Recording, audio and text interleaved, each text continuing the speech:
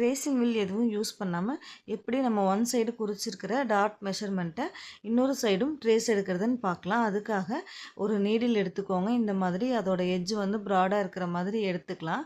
எடுத்துட்டு நம்ம டாட் குறிச்சிருக்கோம் இல்லைங்களா, அந்த 3 பாயிண்ட்லேயும் ப்ரெஸ் கொடுத்துக்கலாம்.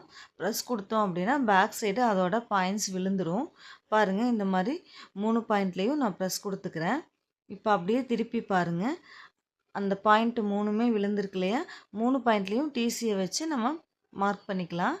இப்போ ஸ்கேல் வச்சு இந்த 3 பாயிண்ட்டையும் நம்ம ஜாயின் பண்ணி ஸ்ட்ரெயிட்டாக லைன் போட்டுக்கிட்டோம் அப்படின்னா உங்களுக்கு ஈஸியாக இன்னொரு சைடும் டாட் மெஷர்மெண்ட் நம்ம எடுத்துக்கலாம்.